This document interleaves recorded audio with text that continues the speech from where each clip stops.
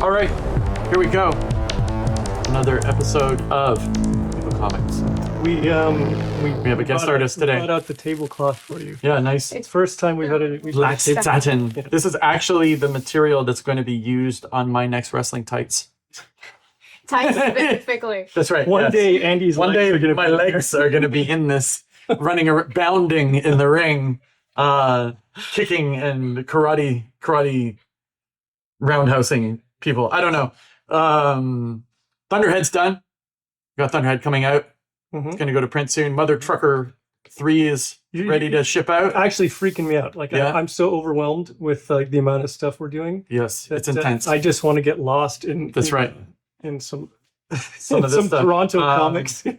Yeah, so this was like a big Toronto thing. And Sweeney Boo over here said that she was like all about doing this one. I remember when you first joined the studio. I remember seeing. I think Seconds was on your shelf. Yes, and I had like there was like Mondo who did this like figure of Ramona back in 2018. I think I had like 2 of them. Yeah, I remember noting that you were either a Scott Pilgrim fan or a Brian Lee O'Malley fan. Am I right? Or both. They kind of go hand in Am I right Yeah. in saying the actress that played Ramona is married to Obi-Wan Yeah. Kenobi? Is that right? Yeah. I think so. Yeah. I don't think so. She was in like Yeah. season 5 or Fargo with him. Oh, okay. There we go. I can't even remember her name. Mary Elizabeth Winstead. Yeah. Yeah, there we go. Name. Yeah, you just did it. No, but I just like this is a total aside. Yeah, to right. Obi-Wan Kenobi, but I just watched his recent motorcycle show. Yeah, you're all about that Oh, motorcycle really? show. There's a new- Yeah, Yeah, love yeah, that yeah. show. I haven't seen it at all yet. it's my dream to ride motorcycles across the country and just go to comic stores. That's all I we want. will do it. We will do it. But anyway, so I'll get my license Naturally, I love that show, and but like his wife and child in that was not Mary Elizabeth Winstead. She appears in the latest season when he like wraps up and Oh, the yeah? family joins them because they had a baby. And Well, there's a very young kid and a wife who is not Mary Elizabeth Winstead in that season. Oh my God, are we I know, outing he- Obi-Wan Kenobi for having like a extramarital affair with Ramona Flowers from Scott Pilgrim? I don't know the details. Oh, geez. I just watch a like motorcycle People show and Magazine I'm telling you what Stuff over here. This is intense. Anyway, Um, where were we? Well, this is like the biggest Toronto phenomenon. Now, I remember this is when this started, when this was a phenomenon with the beguiling and it's like Oni Press, right? yeah. Give it And what's the Oni year? Press Does anyone know? in Toronto, the beguiling was right near Honest Ed's. The beguiling and Suspect Video were there. It was like the best Saturday to like go have brunch with your friends, go to the beguiling, get your books, go in Suspect Video, get your movies for the night because they had all like the really awesome horror movies.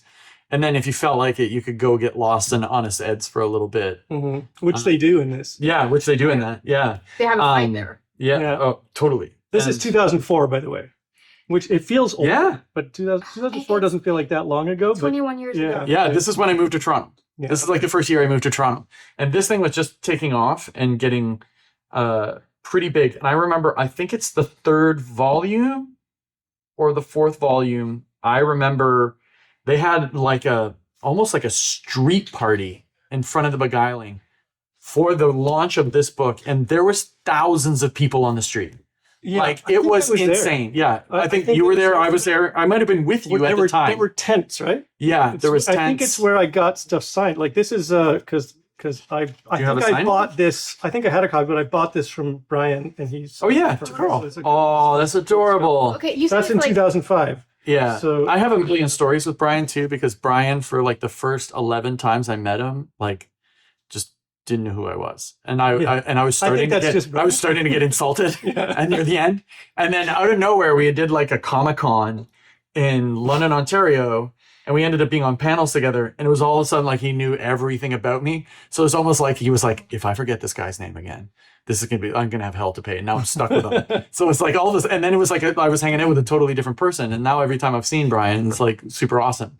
But for a while there, I was like, what's this guy's problem? But this guy was at this time, Bryan was like huge. huge. Oh yeah, like Like the superstar. biggest. And honestly, still Like is. crazy. Yeah, totally. I know you said like it's a big Toronto phenomenon, and it is, but would you even say like it's one of the biggest like Canadian comic? Absolutely. Yeah. Scott Yeah. Pilgrim's got to Yeah. be It was like the, if not the biggest Canadian thing. It was huge. We're from Toronto. Yeah. Yeah. You are not. So No. how did you come across this? I was in high school, and a friend that we were spending Christmas with was like, "Oh, there's this movie I want to show you guys," and like, You saw the movie before you saw it? yes, so Oh my that was gosh. Okay. 2010, 2011. I was like starting to read comics at the time. I wasn't Mhm. even like, and what's funny is that when we get dubbed movies in France, if you get like a really early dub, it's usually a Quebecois dub. And like it doesn't sound Is it a Right. bootleg or is it? Weird. no, it's like okay, it's just like you remember LimeWire and all of that. Yeah. We were like downloading movies, and there's just a thing about like if you get the like Quebec version, it doesn't sound Quebecois, but for some reason they're gonna say party instead of party. And for us French people, we're like, what the fuck are they talking about?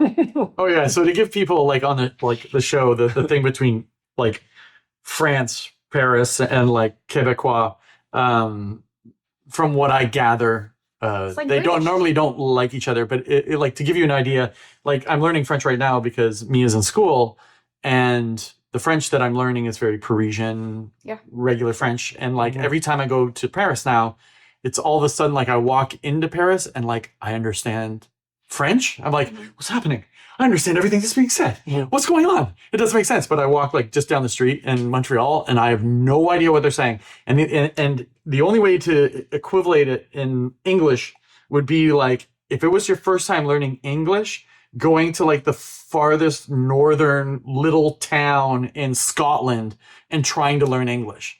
Like your version of English is just going to sound crazy. It's just so it's really weird because it's like the same language, but we have words that are the same but mean totally opposite things. Or like, so often there's going to be a lot of confusion. And plus, like, I learned, for example, my English that I learned was like British English. So even that, like, I feel like it's close to like British and North American English. It's like you guys, it's like the same language, but it's not fully the same. You guys have different words and different expressions and all of that. So I feel like Quebec and French is like like that. in France they don't say like tabernacle and calice. No, we have our own Explicit. Christian. Not for children. Right. But all that to say that like I don't know if there is an actual French version of the movie Scott Pilgrim, but that was my first experience of it. So and you saw that in France. I saw that in France, and we were all like, because this movie is like one of a kind, obviously. If not to say, like, there's been like great adaptation of like, because like comic books can go in really weird places. Scott Pilgrim does, and like it was a really beautiful adaptation of like how weird it can go. Plus, it's Edgar Wright, which is like he can totally blend that together perfectly. It's interesting that I could only watch that movie in the context of how it was adapting the comic I had already read. Like, same. I can't even imagine what it's like to see that movie without knowing anything about this. Plus being native to Toronto, plus knowing that like a lot of the We had characters friends who are were in here. extras Like, in it. well, the roommate in this is based on Chris Butcher. Yeah, like right? we know like a bunch of the people involved. We knew Chris Butcher, who was running the Beguiling with Peter and Ranty Calf, and like Manali was an extra. Yeah, Like he was. Manali was where did they shoot in it the like a bar bunch. scene? They shot it at like Sneaky D's or it was probably Palace. it was Sneaky D's. There's probably scenes in the Lakeview too. Lakeview lunch is always in every single movie. But yeah, and then Casa Loma's in it. Like I remember, like I think Manali might have been around there. I remember like a bunch of us went to Casa Loma because we're like, oh, they're filming Scott Pilgrim up there. So we went to go like check that out. That was like the golden era of Toronto, to be honest, because the comic scene was hot. This is when Raid was on fire. We were all trying to get into comics. There was like, Darwin Cook was still kicking, Mike Cho, Jay Bone, Manali was around all the time. And then it was like New York in the 70s. It was like New York in the 70s, and then the studio was full, like Yumi Hepburn, Ramon. It was just like totally packed, and it was just awesome. And it was a really like hardcore, vibrant time for making comics in that era. It was even the movie felt like a Toronto thing. Yeah. You know, it was like, Love letter to Toronto. Yeah, completely. it really is. I miss that era in Toronto. It was cheap to live in, right? Like I partied every night. I remember who was it? A friend of mine brought like volume 3 to like Ronnie's in the market, and Ronnie's was like this hardcore dive bar, and then being like really into it, and I was like, oh yeah, okay, all right, whatever, right? But then did you like it? Like, no, I it's didn't not like your it. thing. No, it was not my thing at first. It took me a while to get into it, and then there was a thing where I thought he was like forgetting my name all the time, so I was like, "Well, Oh, forget so you this had a one." grudge. Yeah, so I had a grudge. You were But then, like predisposed to very hating. quickly, like near the end of the series, I finally was like started reading it a bit, and like I was like, okay, the artwork is charming, like, and it's charming, like It's funny. yeah, and it's funny. It's very fun. And I I think think the other thing is I think there was other weird stuff. Like I always felt like I was working my ass off to get into the mainstream with everyone at Raid and everything. And this is like like the indie scene. This is underground scene. This is like Drawn and Quarterly scene. This is like the alt guys in comics. And at that time, they did not make me feel comfortable. I didn't feel like they were like cool with me. Like it was so there was like I had weird feelings about like that whole scene for a while. so. I came to the studio in Toronto, I think in 2005. Yep. And late 2005. And I think Kalman, handed me the first Scott Pilgrim book. Yeah, So he was you super seen into this? it. Yeah, he I was like, big time. It into was totally his Yeah, jam. yeah, yeah. It was And his I jam. think I took his copy home and read it, and was immediately enamored. I thought, oh, this is so. Yeah, it's looking at it now. When you look at it now, it's great. It's It's like it's far more timeless than I can remember. I think the other thing is like this is also at a weird time where you're in Toronto. Like it felt very close to home. Like the whole book. Mhm. You know, I was in my 20s, and you know, you're kind of like doing dating things and like meeting people and all that kind of stuff. And the whole thing felt like really close to home when I was reading it. And when I'm looking at it now, it's very charming. Like the whole design is very charming. I love the whole look of it. Yeah, it's really great. It's you can see how it evolves here. Is it always just black and white, or does he get into gray toning at all? I think there's some yeah. tones later. Yeah. Yeah, see, like I like when there's a little bit of toning in it. by the end. I even like this. You Like, know that's what? really great. Kind of like the rough look. Do you like it rough, like Yeah. without any tone? Because it's just like, okay, I do have a question though. It's like, because you guys have experienced the whole thing. And I know that there's always like this thing in comics or even in music about like you have the underground, which is what it is. But like once it became big and it became like a movie, was there ever this like talk about like he was a sellout, or like was he like kind of like shamed for? Oh, I don't know. It got big. Maybe or, like- people did speak like that, but I don't think you'd ever see any of us do that. I never felt that. That's way like for a sure. Like why would I? No, like you. That's the I felt that It's awesome. I felt that there was a It's awesome. clear delineation between the comics he was making and the movie. Didn't the movie come out before the last comic? I was see done? that's 2010. I can't remember if the movie came out in 2011 or 2010. But I know that the movie came out around the same time that Cameron stole my Eisner Award, because Oh yeah. because I was there for that. The cast of Scott Pilgrim was there. You know what? Don't feel On bad. I stage. ended up stealing that Eisner at that show, and then I went with Dara Cook, and I took pictures of me putting it down Yeah. my pants. Oh, okay. When we were drunk. I know you had it. Like I had it like behind my pants. But- yeah, and then I gave it back to Cameron. He doesn't know that his Eisner has. My experience of the comics was so separate from the movie that I was curious about the movie, but not anticipating it or Sure. that eager. I was curious about because Edgar Wright, yeah. and also how do you adapt this kind of thing. I was like really, not to get into a whole movie thing, but like I was like pretty turned off as soon as they cast Michael Cera. Oh, interesting. I was like, oh no, Because like this is not Scott. Yeah, no, Pilgrim. Michael Cera. Yeah. I think at that time, like I think I thought the same thing. I was like, oh, okay. I thought that the but I kid- also thought like at the same time I was like, yeah, that kind of fits. I thought the kid who plays young Neil in the movie should have been Scott Pilgrim. Like that kid feels more like Scott Pilgrim. Not the way he's behaving, Mhm. but just his whole kind of look. Like Scott's a handsome dude. Sure. He's like he's a he's a knucklehead, but he's kind of a cool guy. And Michael Cera is just awkward all the time. Yeah, he's There's like, nothing that's his cool whole about him. shtick. His whole shtick is I'm the most awkward man in the universe. And it works in certain films and Sometimes, things yeah. like that. But like I don't know, it just took me out of the whole Scott Pilgrim-ness of, of the thing. And once you saw the movie, what do you think? I thought it was fine. Okay. Yeah, I was kind of in the same boat. Yeah. I like the books better, for sure. Uh-huh.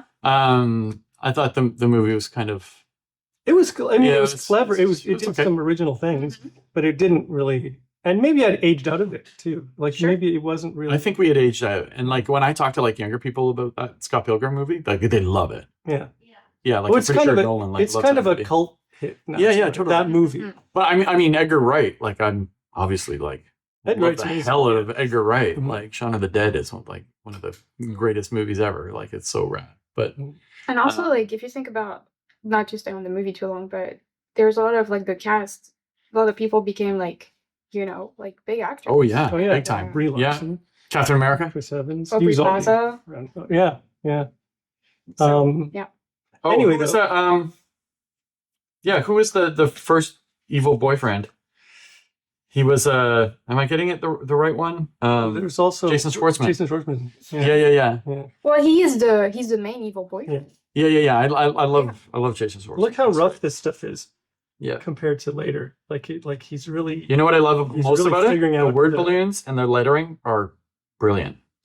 So Look at the baby little tails. Oh yeah, we'll go I back. love that. We'll go back to pre Scott Pilgrim. what I had heard, and tell me if it's true, but so Bryan did Lost at Sea, which I think was like his first published book, which is also with Oni Press, and that came out in 2005. That's the second edition. Okay, Okay. but that came out before Scott Pilgrim. I could open it. I just kind of Yeah. want to see because like something about the art in here, while I just have to. well primitive, is actually feels more accomplished than the first Scott Pilgrim. Yeah. I think there's just like a real solid that. solid feeling to a lot of the lines that are kind of shakier here. At least toward the beginning of the book, and then it gets a little If I drew like this, I'd be able to do so many pages in a day. Apparently, so his friends read it and said that it wasn't good. And that's the reason he made Scott Pilgrim, because he was like, okay, I'm just going to write about you guys. I don't know if it's true or if Oh, it's just interesting. like what people like, They're charming. Like say. it's charming. I love it. There's That's awesome. a lot of this reminds Awesome. me of like early Craig Thompson too. Yeah, 100%. Yeah. Like not totally. even the aesthetic. Yeah. Like this is like it's Totally. very like Goodbye Chunky Rice kind of. I wouldn't be Yep. surprised if Yeah. it was like one of his like inspiration. at Kids the time. kids jumping on beds, Mm-hmm. his pure blankets. Yep. Look, he's using tones in here already. By the end, which is very interesting. Yeah. But I think you can credit Bryan a lot with bringing this sort of like manga great. aesthetic into the Western mainstream. Mm-hmm. I feel like this is not a manga style though. This It feels is like. not. It's Yeah, not this a is like manga his own- style, his but own it is style. feels like kind of. But I a mean, as manga, far as the pacing and and the tropes format. I mean, like the Yeah. way he handles like expressions, and you see it way more once he gets into Scott Pilgrim. Obviously, like it's just the way he's drawing. I like the use of blacks in Scott Mhm. Pilgrim, like the Mhm. big fat blacks. Really punch it up. It's really great.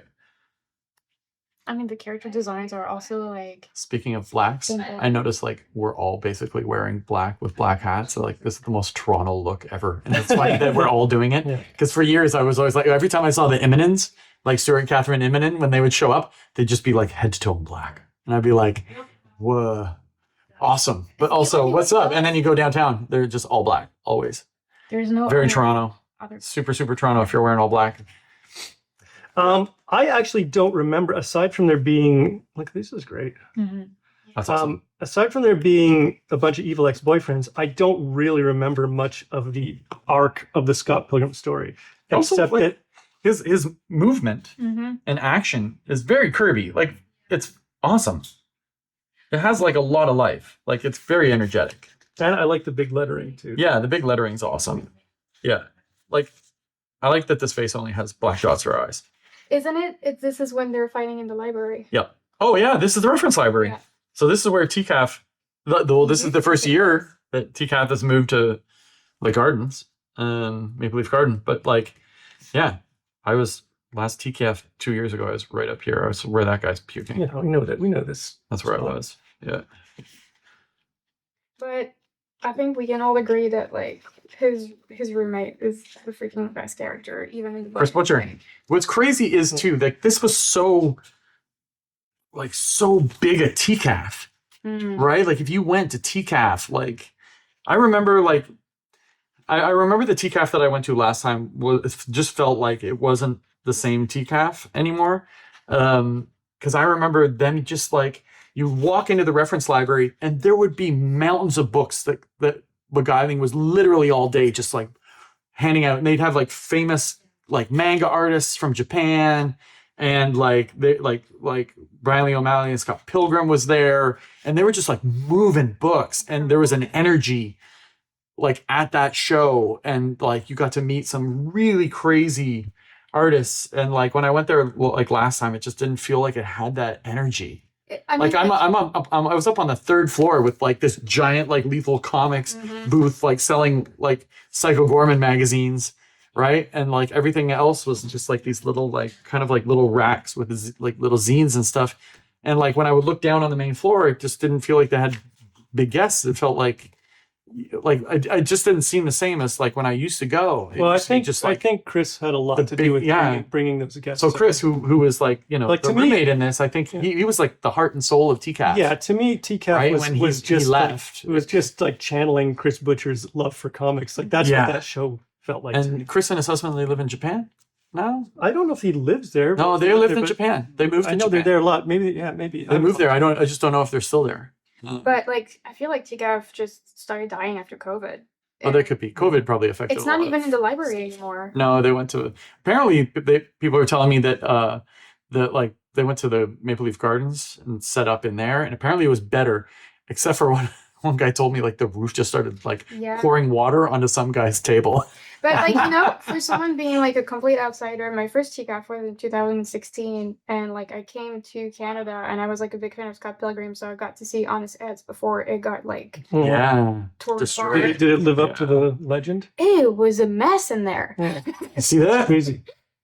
God, Honest Ed's. Yeah. Literally, there's an area of Honest Ed that just had Elvis busts, like Elvis busts. There was anything Yeah. and everything in there, even like dentists at the time and stuff. Like it is Yeah. insane, but like It's hard to describe this place. It's basically I don't know if they have anything in the US. There might be something like this in New York, but you walk in the front doors of Honest Ed's, and the department store was meant to like bring you in and get you lost. There was no exits. So basically you would just wander and have no idea how to get out of anywhere. it was insane. So, Margot, what was the comics that like ignited this thing in you that made you want to make comics? This goes in two ways. There's the comics that I read when I was a kid that I loved it. There's the comics that I read when I was a kid that I love, and there's the comics that I read that changed my perception of storytelling, that made me want to tell stories. So I grew up reading Asterix until I read the X-Men, and then it was downhill from there. It was just the X-Men, Spider-Man, all that stuff. Like, so it was 80s, Chris Claremont, John Byrne, X-Men, and Sal Buscema, Spider-Man. And that was it starting. And a lot of bandlessness, so Asterix, and a weird book called If I Could Band Name that is very weird, not appropriate for kids, but I loved it. It was like Metal Verlan when I was a kid. And then I read New Mutants and Electro Assassin with Wilson Cavage doing the artwork, and that gave me a completely different perception of how to tell a story. And I wanted to. I actually had nightmares with the New Mutants books with Bill Sienkiewicz artwork. It was weird, freaked me out, and after the nightmares I was like, I'd like to explore this, and now here we are.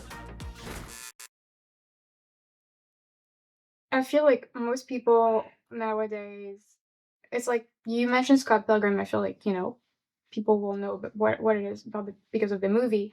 But like, how is it as a creator for you to like have this thing that you worked on early in your career?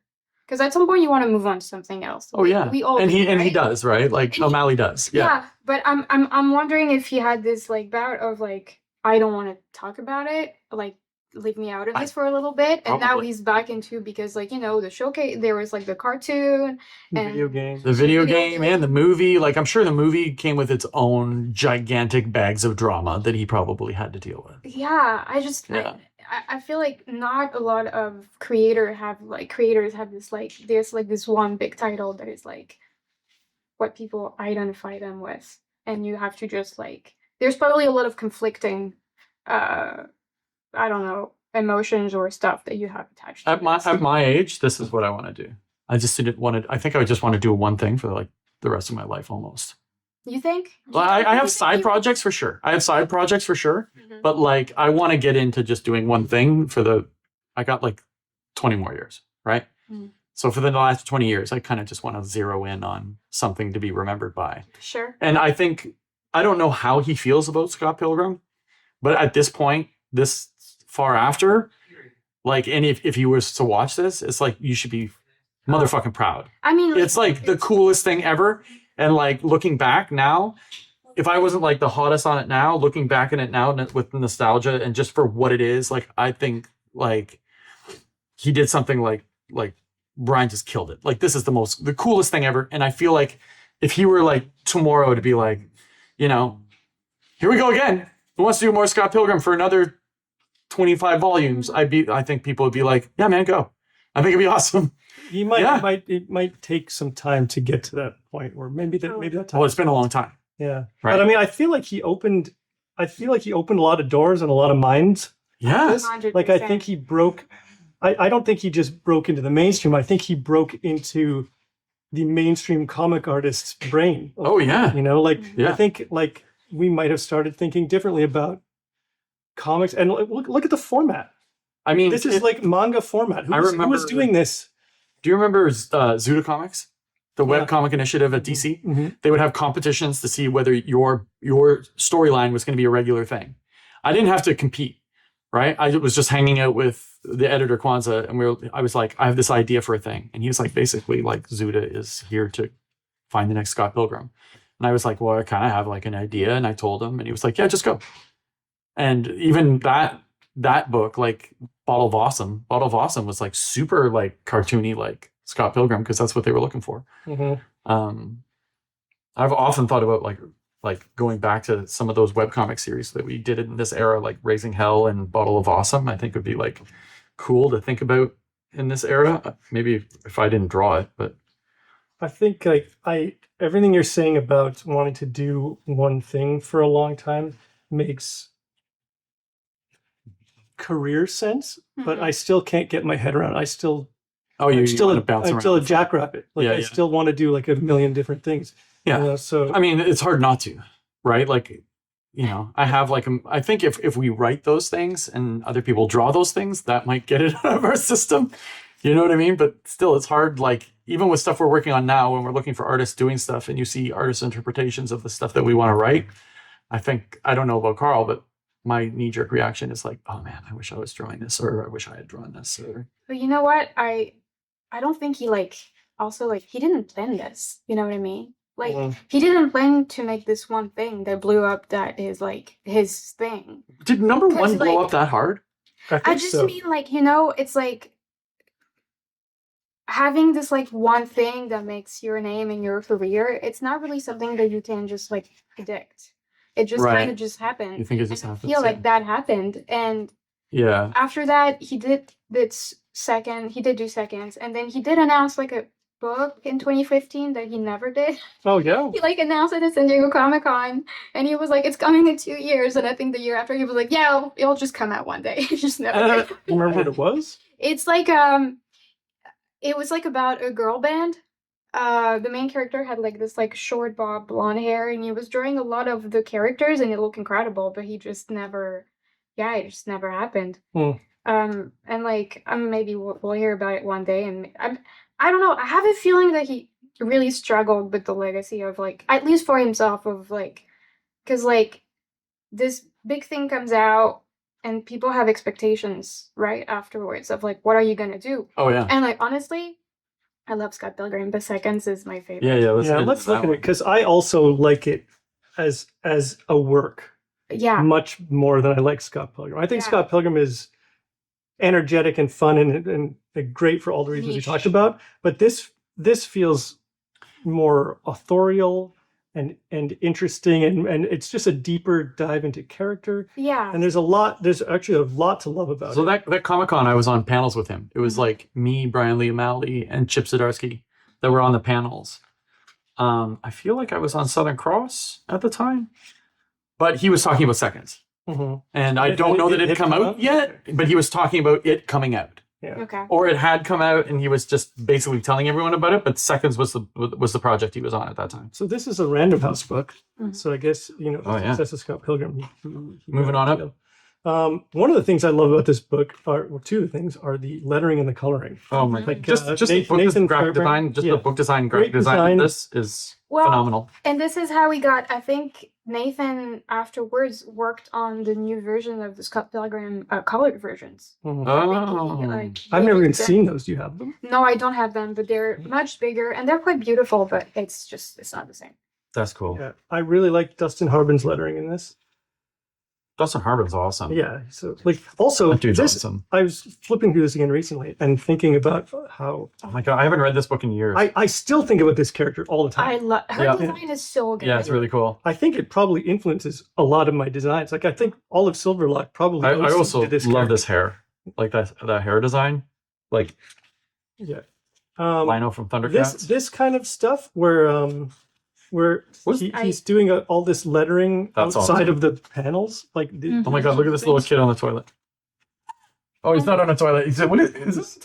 Just sitting in a weird room. I'm doing a shot like this, and the new book that I'm working on is just because of like, look at this. This is like so. How did this kid get in this room?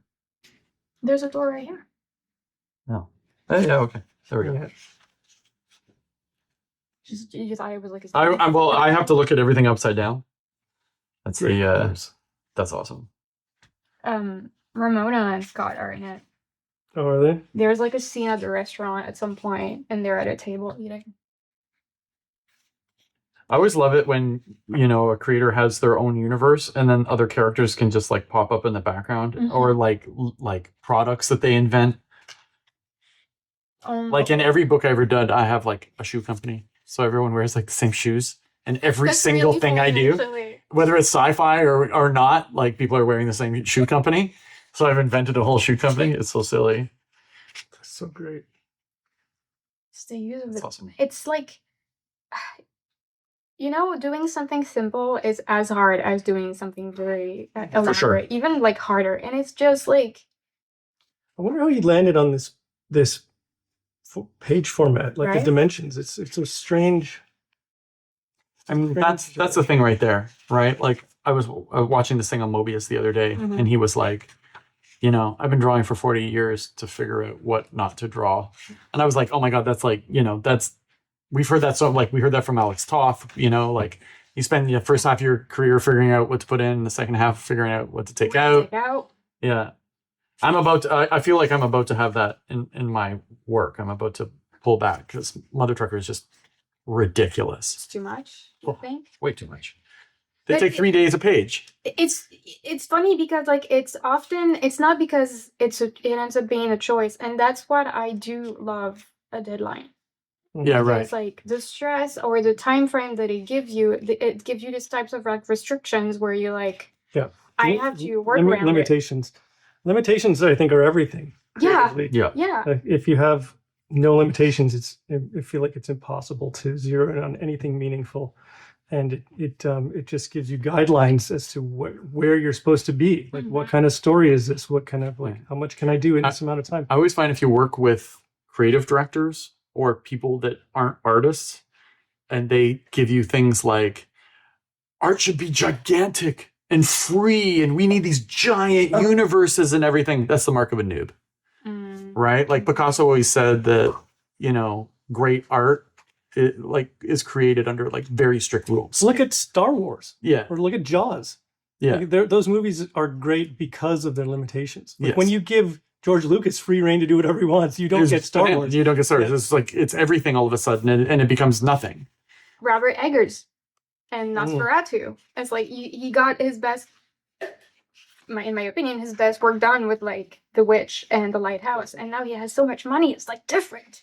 Yeah, it's a little different. Yeah, I still think The Witch is the best. The Witch is amazing. The Witch is I still put one of on my favorite movies ever. I put on The Lighthouse for Syl, and it like fried her brain. Mhm. She's like, "What is this? What are we watching?" And I was like, "Oh, you're not into this." What do you mean? Yeah, So yeah. But yeah.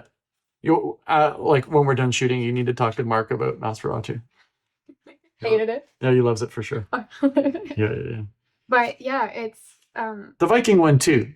I still Like, haven't seen that. I didn't. I did like it definitely has like scenes that I'm like awesome, and then there's other parts like I just hate the ending with a power. And I should love the ending technically. You know, you got two naked Vikings fighting in front of a volcano. How's that not the best thing I can think of? And for some reason, the execution of the story in that part of the movie just like fell completely like flat, and I didn't care. Feels like a studio movie. Yeah, a little bit for sure. Anyway, For sure. So Yeah. I guess just going back to this in terms of careers, like I felt like this is a real solid trajectory. And I don't know if I don't know how well Seconds did. Like I probably should have researched it somewhat, but I feel like maybe it didn't do as well as people were hoping, and that's why there wasn't more. Like I don't know. think so. I think so, but I think it's also a perfect one shot. And I don't mean more of this. I just Yeah, mean yeah, like I don't know. Maybe You know what the difference between Mobius and Bryan Lee O'Malley is? I just found this out. I didn't even realize it was happening. You know when he was doing like all this stuff for Metal Hurlon and Mhm. like Long Tomorrow, and Mobius was doing real crazy sci-fi stuff. You realize he was doing Mobius or Blueberry the entire time? Do you know he like never quit doing Blueberry? oh yeah. No, he was like Did you literally do from the side beginning of his gigs? career to like the end of his career. He's still doing Blueberry.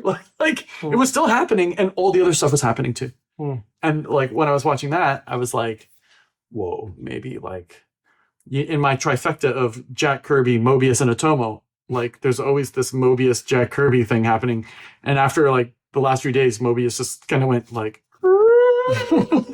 a little over, and then I'll watch it or see something else, and Kirby will go, whoa! Yeah. And then Mobius will do something, and I'll be like, and it's like basically like just my takes on those two artists, right? I feel like Brian's been away for a long time.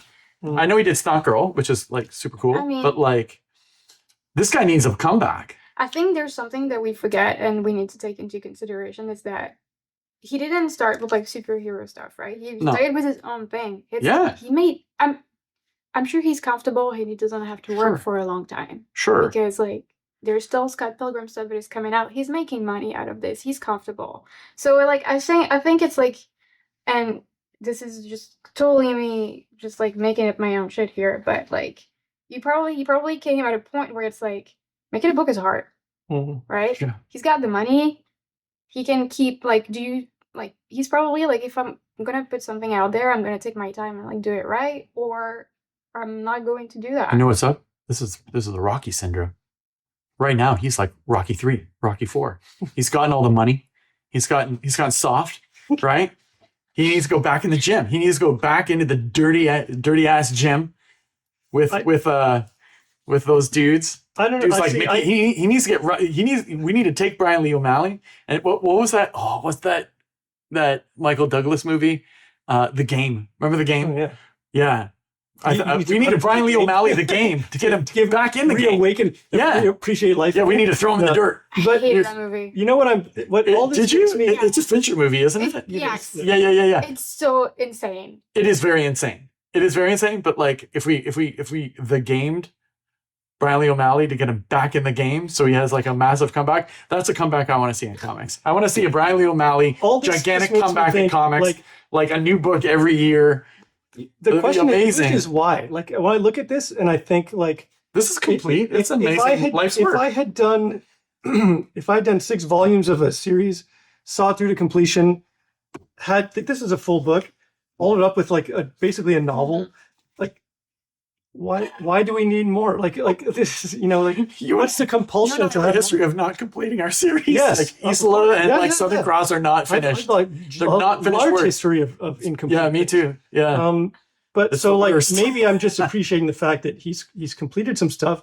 It's very good, and why maybe like why do we feel like he has to keep going? Why Buck the Tiger? Why does Rocky Yeah, need to yeah. come back? Rocky had a fine career. He doesn't need to be. I always, in the ring all the time. but for me, in the story, in the grand scheme of things, I always like the final comeback, the old man comeback, The Maverick. the Maverick, the old man comeback for one last But you know hurrah. what? This is how.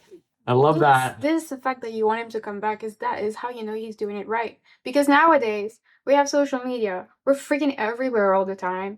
We I do that. I work on tons of covers and I feel like I post too much and I'm too much into people's faces. He's not. He's away in his thing. He's away in his cave. No one knows what he's doing. It's not. It's No way. great. He You has think his, that's like a thing? Like he's like, I'm gonna hide for a while. I don't think he's doing. Then I'm gonna make a comeback and people are gonna freak Yeah, I out. think it's strategic. I don't think That'd be he's doing amazing. any of this on purpose. But nowadays, it's so easy to be like easy to reach on socials and stuff. And the fact that he's away from that, there's still like some kind of like mystery around him. I find, and Yeah. like, you don't know what he's working on. Well, what like he's like. Probably, I don't know, maybe he knows and maybe he has like boards of like him just planning it out, but he's like there's a craving for him to come back for sure, and if he does, I wasn't even giant into these books, and I'm like, bring that guy back, man.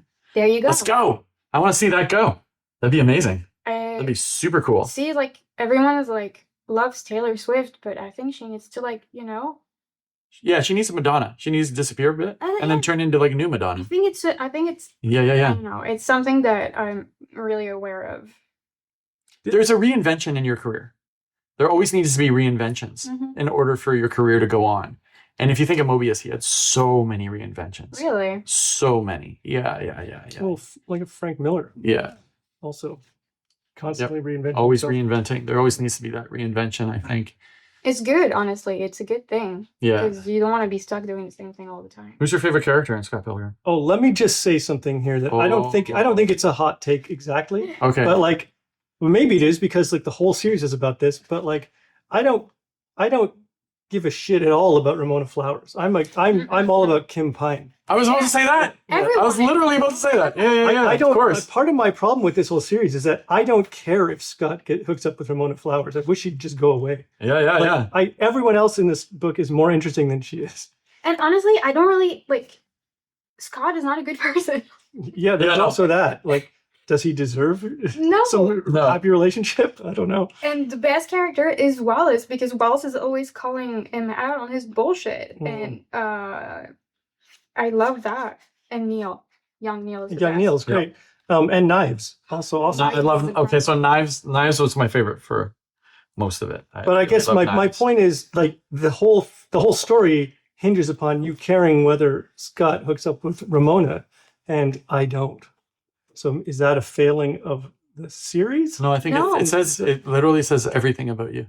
Wow. You're like knowing you for as long as I have, you know when you see a good thing, and you get it.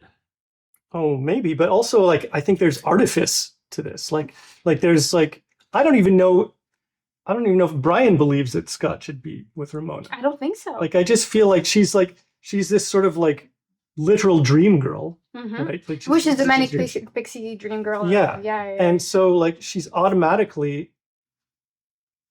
human. Mm-mm. You know, there's nothing human or compelling or endearing about her. She's kind of cold and like just presents problems. And I wonder, I haven't read these in a long time, but I wonder if there's a consciousness of that in the writing. If I were to right? read it again now, is he writing around that? The fact that there's nothing actually there between these two I people? wonder if Ramona is a part of his personality. Well, all the characters are in some Yeah. respect, probably. And also, like I feel like it's very interesting when, like, again, your main characters are not the most interesting characters, because, like, neither Ramona or Scott would be as interesting without the rest of the cast, Mhm. because, like, they make the story what it is. And, like, again, Scott sucks. Like, But I think that's probably the most important part of fictional storytelling. mhm, Your main characters need to be sort of in the middle, mhm. right? Because they're vehicles for us.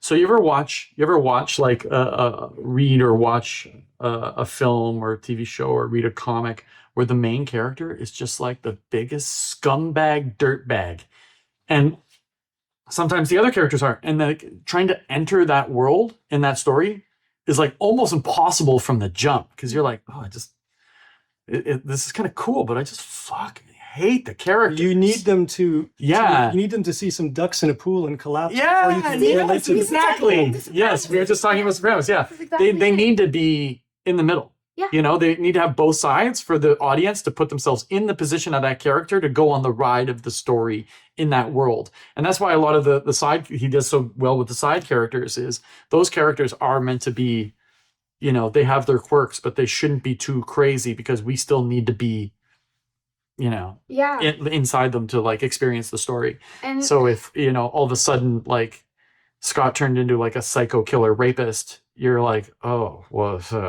basically no girl will buy this anymore. You know, so the idea is you need, even though he's a bit of a shit, you know, that also speaks to everyone who's reading it being like, yeah, I guess I can be kind of a shit too. You know, Yeah. like, There's definitely a like a slacker culture here. oh yeah, Like, for sure. like But that. that's our generation. That's, Yeah, I know. But even the in, Generation even X in were- like were even in like slackers. the bands and the way they dress and the Yeah. music they're listening to, everything. There's like a very kind of like, wouldn't call it romanticization of slacker culture, but it's a representation of it that I don't know if kids now would relate to it at I all. forgot that it was It's- called slacker culture, but like, I mean, we suffer from it. Mhm. it's You and nostalgic. I suffer from it, because like when We we were in suffer high from a lot of school, like we call them tryhards. Yeah. Oh, you're a tryhard, Yeah. right? Like, Yeah, that's yeah. not, it's not The cool to be a worst thing, tryhard. the worst thing is to be a tryhard. Yeah, the worst thing is to be a tryhard. Like, you just be, man. That's cool. Yeah. You know what I mean? You and I suffer from that. So Well, I over won't even, over marketing I won't even yourself and, advertise like- our stuff on this show. I know. I'm Yeah. like, no, too try hard. yeah. Let's just talk. We wear these shirts because we feel guilty. I'm I'm not promoting yeah. our stuff. No, I genuinely like the shirts. It's a good shirt. Yeah. Yeah, but yeah. but yeah. But no, you're right. Like there's This whole definitely thing where like you and I are starting a business together and we're trying to market ourselves, but both of us are like, marketing's not, Don't do it. marketing's not cool. No, Like, sucks. it sucks. It's not cool at all. It's just making Right? comics. And then you know, Mark shows up and we're making the show, and now we're like, just this part is like really fun. You know what I mean? So that's cool. But we're so bad at marketing ourselves. We really remember when we used to like go to Comic Cons and like it was a competition for how hard we fail. You know, everyone else is out there like making $100,000, and you're like, how much money do you make? I'm like, oh, I just made like We're- $30, and I'm like $20, right on. almost high fiving it. High fiving how badly badly we suck at cons. It's like And we just suck at marketing ourselves. Like, you're amazing at marketing yourself, even though you don't think you are, you are. But okay, But like compared to us, you're like a ninja. Like we're like goofs. I listened to something marketing yesterday, themselves. and that reminds me of what you're talking about. But this person was saying it's simple. It's like he was saying he's either I want to be in the top 3 or I need to be last. It's like I do not want to be in the middle. I weirdly relate to that. Yeah. Mediocre. He doesn't want to be mediocre. I either want to suck ass or like I'm the It's either champ. I'm good or I'm just the worst at it. Yeah, right. Yeah. This is like we were saying. We realize how we realize how bad we are at many things, and so we're slowly bringing in Suck. people to help us. And I even said to like a couple people we brought in to help us try to run things, Mhm. you know, in a way that makes sense. And I said to them, I don't know how else to put this, but like, you've got some kind of raw material here. I think just do whatever you can with whatever raw material. Just do whatever you want. Make sure we don't fail. That's basically It's basically you're cooking That and was you pretty have funny. stuff that is like half ready, and you're bringing that person in the kitchen, and you're like, make a meal out of this. Yeah, we're giving you really good, like, fresh Italian produce, and like, but fucking, who knows where it goes from there, man? Like, what do we do? Like, and all like not all, but a lot of successful stories in comics like Ninja Turtles. You find out there's some business guy in the back that like took that idea and ran with it and like turned these guys into like this big thing because he saw the thing in there. And Penny Arcade's another. yeah, Penny Arcade. We just, Carl and I are just like, oh, we need to find that guy or that person or that lady to help us get over. There's also luck. There's also Oh yeah, for right sure. place, right time. It's really hard to like.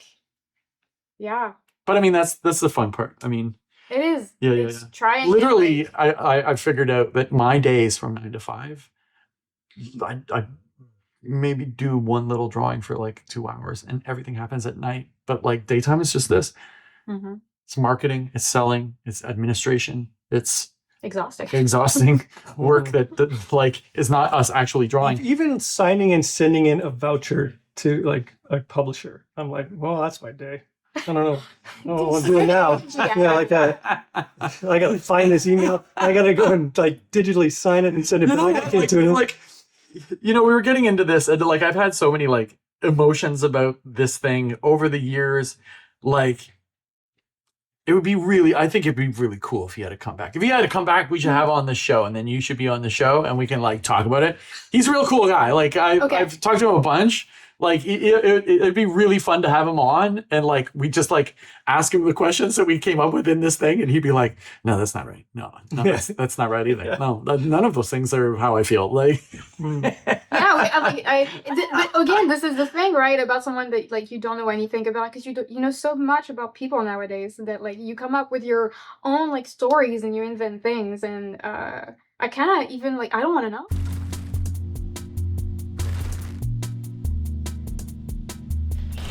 okay, Comic Hunter, here we go. All right, let's go, buddy. Oh, it's done. We're getting into it. Oh no, I have to name myself. Have you guys noticed, just out of curiosity, have you noticed a decrease in Sandman recognition? I'm just curious. It's been a while that I spoke to him, for sure. That's what happened. It's been a while, for sure. For sure, there's a backlash with everything that's happening. I think so. I've seen online that that's sick. It's awesome.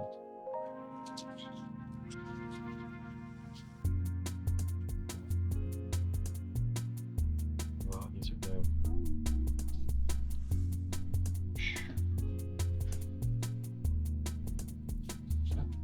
This is really cool.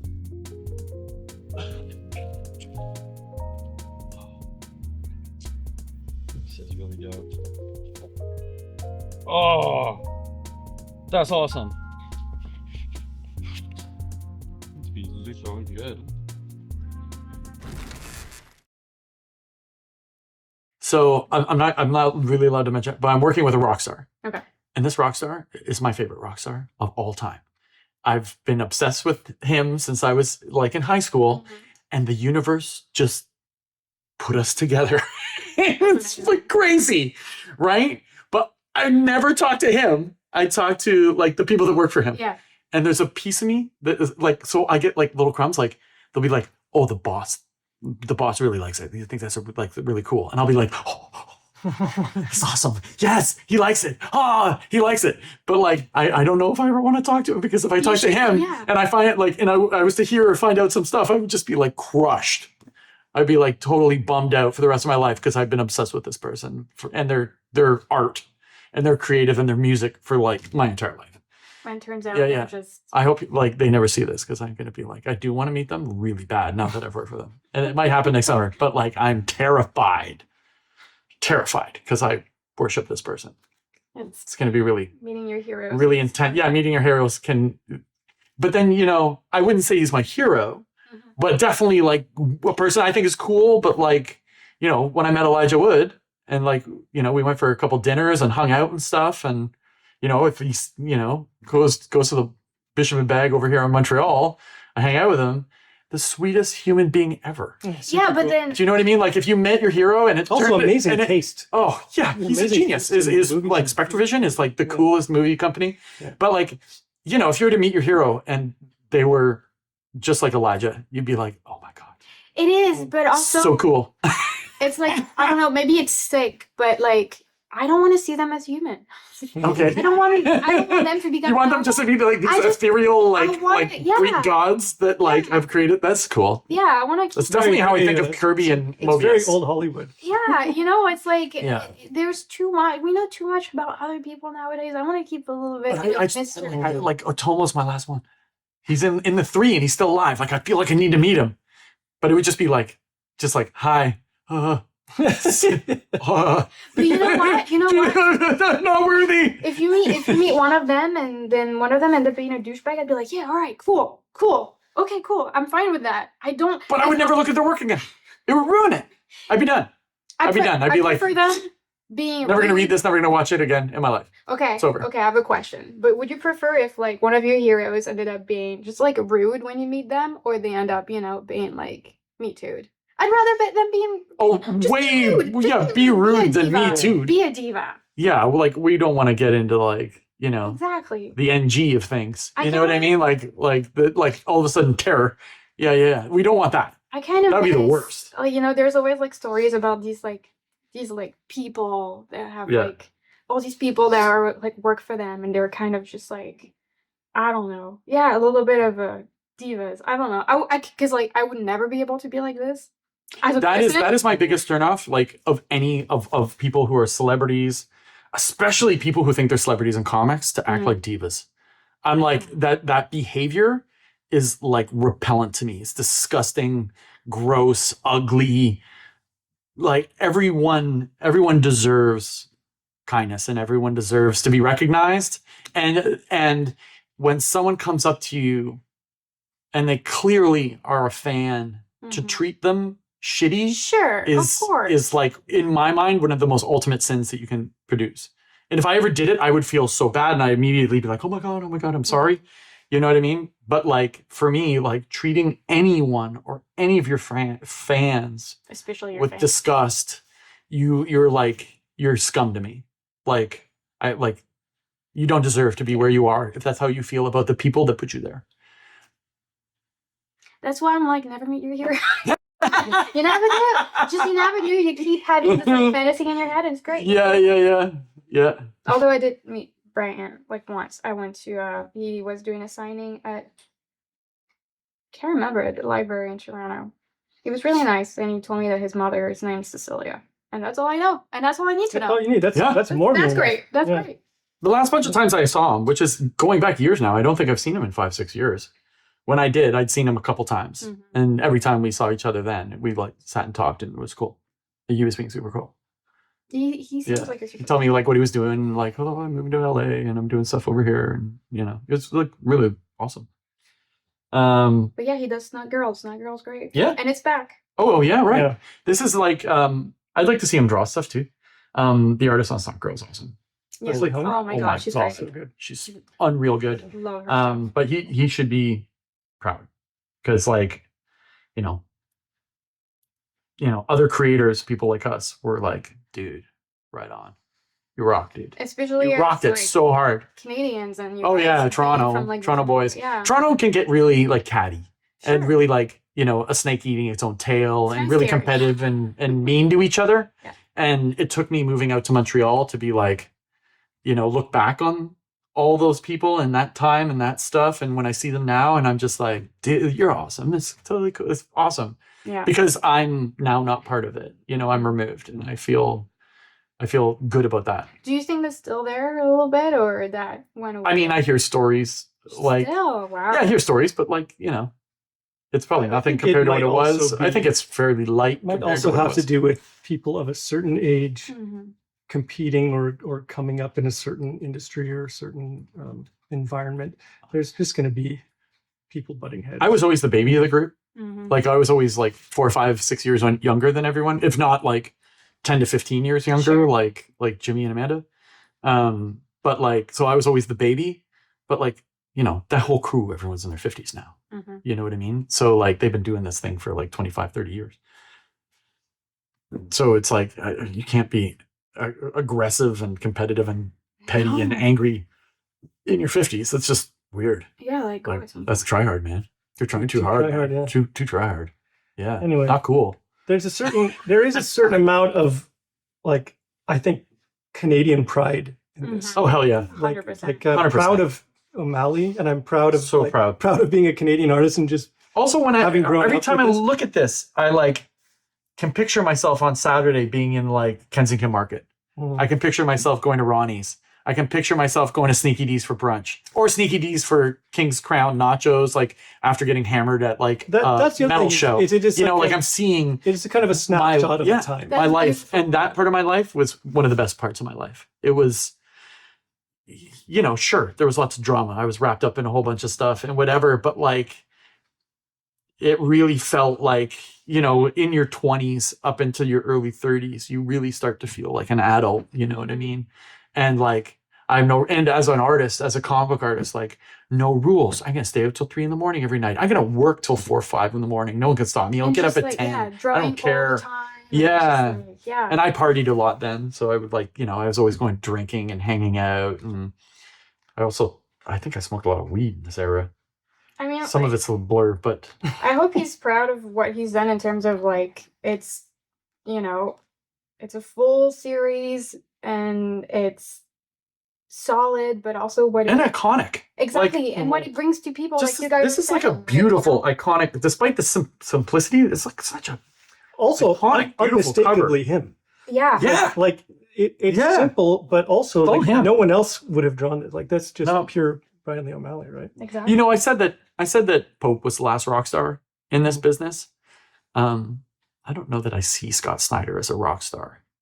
I see Paul Pope as a rock star. No, in there's this a certain business. attitude, right? But I think Bryan Lee O'Malley was like pretty hardcore a rock star in that kind of like era. I think he might have been a perfect Slacker rock a star. perfect Yeah. Canadian Yeah. shoegazing emo rock star. Yeah, totally. yeah, Yeah, like completely. very kind of shy, Yeah, out of the limelight, but still mega popular. yeah. Yeah. And it was also an era where I didn't feel comfortable just going up to anyone in comics. Like I felt like I was like this lowly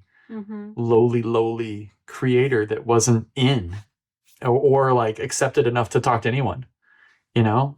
So it like he seemed like this like thing up there that, you know. We didn't even talk about the whole video game culture part of this. Oh I'm yeah, sorry. no. Which I The video I was- game I was super, those are connected to. our boys over at Tribute. Yeah. well, not only that. No, I just mean like, yes, those guys are great and they made a great video game out of this. Oh, but the video game culture I inside the just- I stories, just yeah, mean of course. how- It's built how like much- fun. Yeah. Yes. I mean, Totally like, agree. I think we were all influenced by that. I mean, Southern Cross, I literally do video game double page montages from Impossible Mission. From, Mhm. what was that? Another visitor. Yeah. Stay away.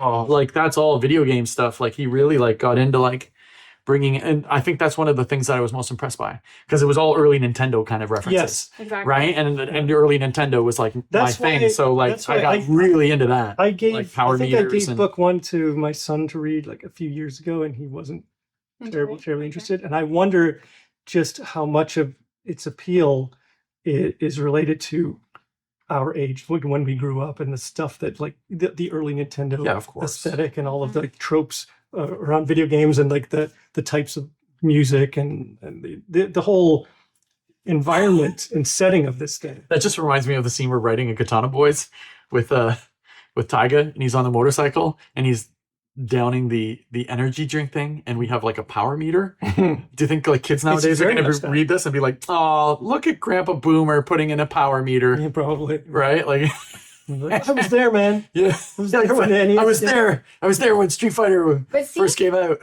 it's so interesting that like it got so popular in a way because it's like it's so very specific in the types of video games that it's mentioning and the type of like area of Canada it's mentioning. Like there's so much that wouldn't speak to other people outside of being in Toronto and playing those kind of games, but it still works. And I think it's like it's this thing of like don't overthink what you're working on and just draw and Mhm. write what you want to write and what you know. I think, And, yeah, like, I think that's what you the know, best like message. you could easily put all these locations, all of it, Yeah. in a sci-fi universe. Oh, look at this sci-fi library, and you're like, oh, that's a reference library, Mhm. right? Like, You know, I've noticed that the hotels that we stay in at Dragon Con are basically in every Marvel movie now. Yeah. Well, yeah. like literally like you know in Marvel where they're like going through the interdimensional thing. There's like a office group. Yeah. That's the hotel from Dragon. it's So literally, I'm like, low-key, yeah. yeah, I'm like, I stayed in that room. Yeah. Yeah. Anyway, Scott Pilgrim, right I on. think we talked about Scott. Yeah, that's Pilgrim for awesome. At least 25% of that. Let's yeah, absolutely. So we didn't dive hardcore into the stories. I think everyone knows the stories I think really the art well. speaks for itself. Yeah, it speaks for itself. But You know, we really wanted to just talk about our love for it and we all love it. love of that time period. And also, I mean, like, it's another proof of like, do your own thing. Yep. You don't necessarily, and like, I love working for, you know, Marvel, DC. I love working for all these people, but like, doing your own thing is also it's special, and like, you don't draw what you want to draw, write what you want to write, and then you know it works. I don't know, Yeah. and you can tell you had fun. Riley O'Malley, come back. Come Or back, don't. kid. Or don't. Or don't. Or just hang. Or just hang. do your thing. That's There we it. go. All right, cool. Don't turn anything off yet. This episode Brought to you by brought to you by Shavito on Fairmount and St. Ben. their logo. Go in there, and I don't think there's a logo on here. Shavito. Just drop it. And talk to my man Tino. Just look at this bad boy. This is This is a $10 sandwich in a world of $20 or $30 sandwiches. $10. Shavito. Canadian dollars. Yeah, and I live next door, and Shavito is my man. If Amazon fucks up, he goes and gets my package. There we go. Shavito, be there. This is like People Comics. This is like the Wayne Aurora, Illinois local cable house. Yeah. Just put that in there. Be really funny. Anyway, we're done here.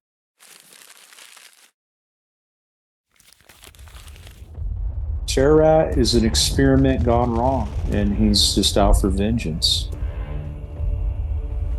Terrat came about through a problem I had with an uninvited guest in my home, and no matter what I did, I could not catch it.